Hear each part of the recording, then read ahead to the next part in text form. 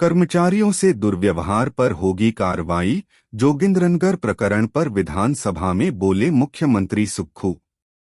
मुख्यमंत्री सुखविंदर सिंह सुक्खू ने दो टूक कहा है कि हिमाचल में जो भी व्यक्ति या राजनेता सरकारी कर्मचारी या अधिकारियों से दुर्व्यवहार करेगा, उसके खिलाफ कार्रवाई होगी, फिर चाहे वह जोगिंद्रनगर में हाल ही में हुआ मामला ही क्यों न हो।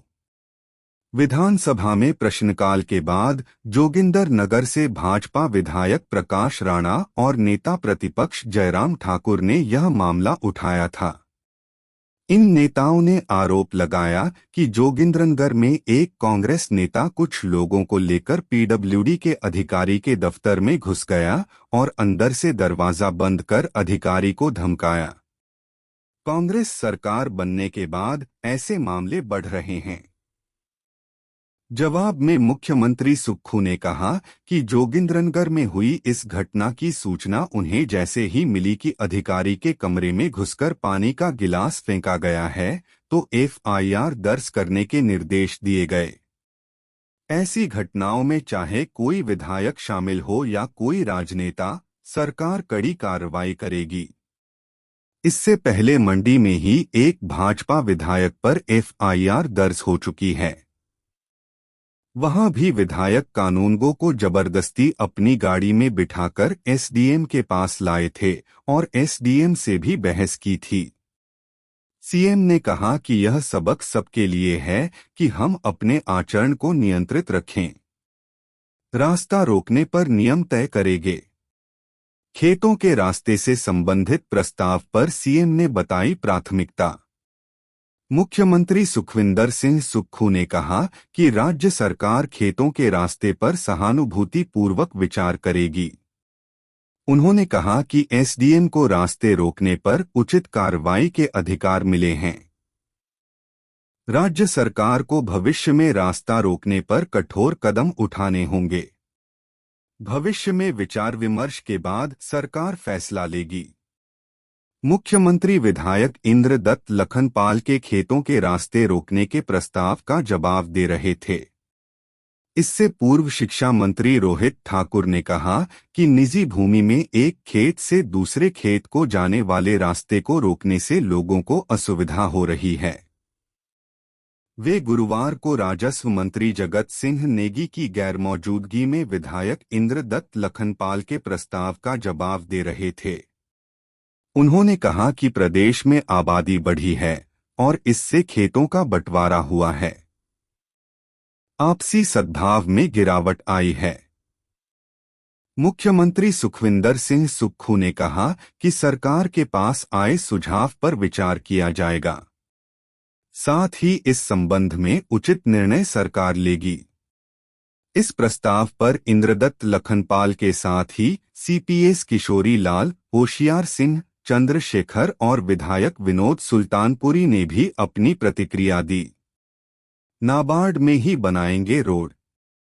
विधानसभा में प्रश्नकाल के दौरान पच्छाद भाजपा विधायक रीना कश्यप के सवाल के जवाब में लोक निर्माण मंत्री विक्रमादित्य सिंह ने कहा कि सराहा चंडीगढ़ सड़क का सराहा में पड़े वाले हिस्से का काम नाबार्ड के माध्यम से किया जाएगा।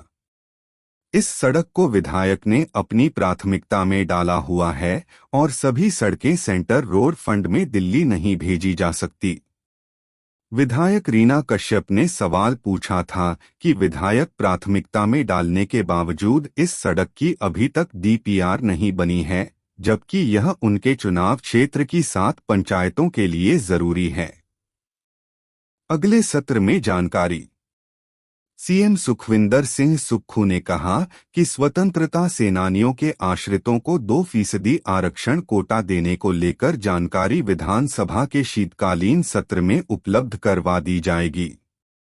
उन्होंने कहा कि वह खुद इस मामले में संवेदनशील हैं, लेकिन कुछ तकनीकी कारणों की वजह से यह जानकारी इकी नहीं हो पाई है। यह सवाल ज्वालामुखी से कांग्रेस विधायक संजय रतन ने पूछा था। इस बार भी जवाब न मिलने पर विधायक संजय रतन ने नाराजगी जताते हुए कहा कि पिछले लंबे समय से यह जवाब नहीं आ रहा है। 914 इकाइयों को मंजूरी। प्रदेश में 31 अगस्त तक 914 औद्योगिक इकाइयों की स्थापना की गई है। इन 914 औद्योगिक इकाइयों में 13,883 लोगों को रोजगार दिया गया है। सत्र में जसवां प्रागपुर के विधायक बिक्रम सिंह द्वारा उद्योग मंत्री से सवाल पूछा गया कि कितने उद्योगों को स्वीकृति दी गई है। इसके अलावा इन उद्योगों की स्थापना से प्रदेश के कितने लोगों को रोजगार प्रदान किया जाएगा। इस पर जवाब में बताया कि प्रदेश में 1 दिसंबर 2022 से 31 अगस्त 2023 तक 914 औद्योगिक इकाइयों की स्थापना को सैद्धांतिक मंजूरी प्रदान की गई है। निशानदेही के मामले। हिमाचल में राजस्व न्यायालयों में निशानदेही के 27,127 और इंतकाल के 22,786 मामले लंबित हैं। विधानसभा के मानसून सत्र में शाहपुर के विधायक केवल सिंह पठानिया द्वारा निशानदेही बटा इंतकाल के बारे में सवाल पूछा गया था।